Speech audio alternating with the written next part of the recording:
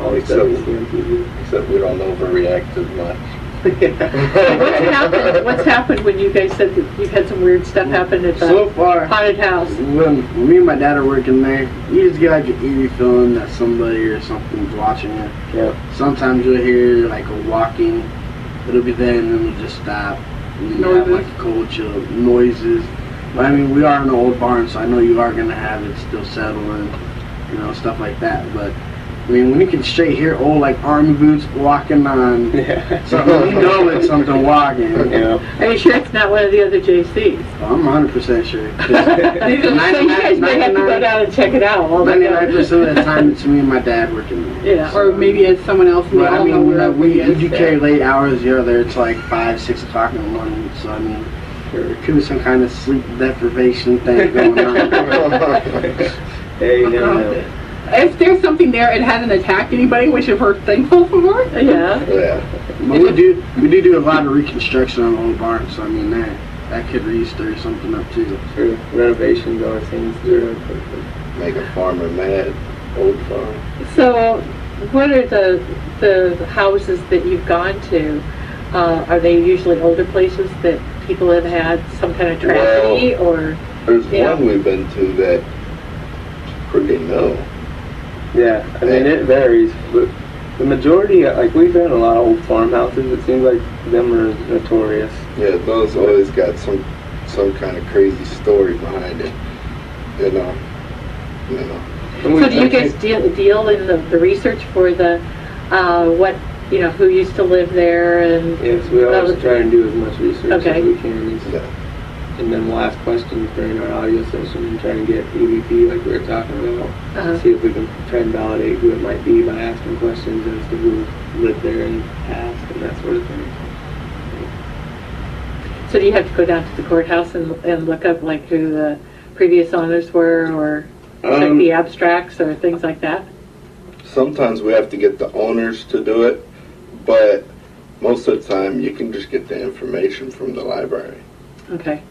You can get all the information on That or any they'll have house. the actual house deed, the paperwork. Sometimes they have that, and we can look through that too, and that'll tell you a lot.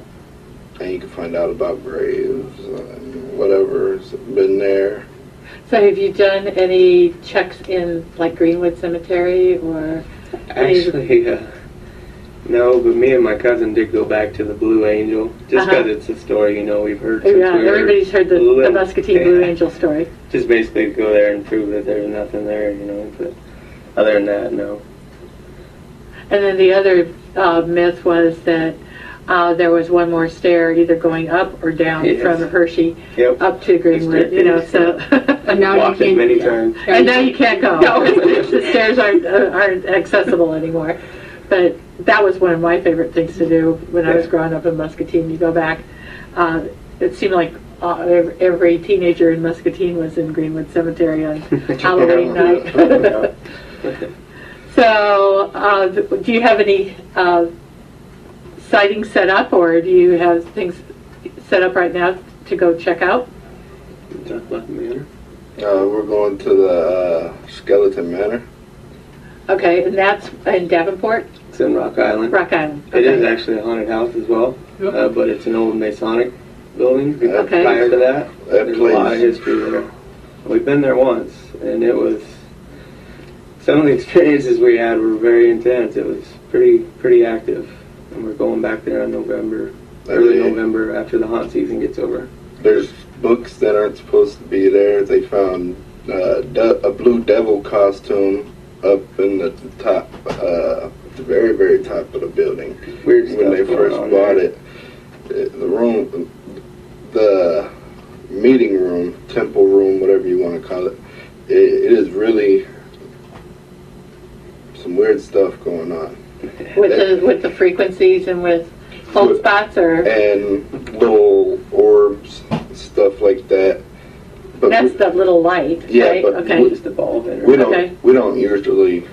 usually just throw those away because Can't prove a lot with, you know, the ball of energy. It could be anything. It could be even natural. So any orb we catch, we really don't, unless it correlates with other evidence, we really don't use it for evidence. But we had cold spots. I actually had a we were sitting at a bench and felt somebody shove it, Oh yeah. and there was nobody behind it, and it literally knocked all my equipment off me, and all Everybody, that extreme cold. everybody that was crazy. on that side of the room, it looked like they all were Superman. They flew across the room. So this is a haunted house that's going on up in the Yeah. Quad Cities. Now you guys do something, because there are people for the JCs that go from haunted house to haunted house to haunted house. They make trips all over. You know, they. State of Iowa, whichever place is open. There's only like The Iowa JC's chapter. They State of Iowa, whichever place is open. There's only like The Iowa JC's chapters, there's 11 haunted houses this year. 4 of them happen to be in southeast Iowa. okay. And that's Downport JC has one. The Iowa City Coralville JC's has a corn maze. And then the Van Buren Jefferson County JC's also has one, plus Muscatine JC's. So are you guys familiar with the skeleton house? We've had friends that went to it and they said it was really good. Worth the money. It's Okay. one of the better ones for sure. I mean, just walking around there when it's not the haunted season, you walk around a corner and see some big prop standing there and get you. But we're walking around in the dark as well too. Yeah, you got to remember what's there when you're walking in the dark. I think Eric's, You know how that goes. Well, I think this is kind of cool. I didn't know how it was going to work for sure, but I just wanted to have you guys talk a little bit about what you were doing with the paranormal. I know you had contacted the radio station to see if you could talk and get back on. If you've got something that is bothering you in your home, you think it might be a spirit, and you'd like to have it confirmed, you can get in touch with Bryce Freeman or Jeff Mills, and probably go to Jeff Mills'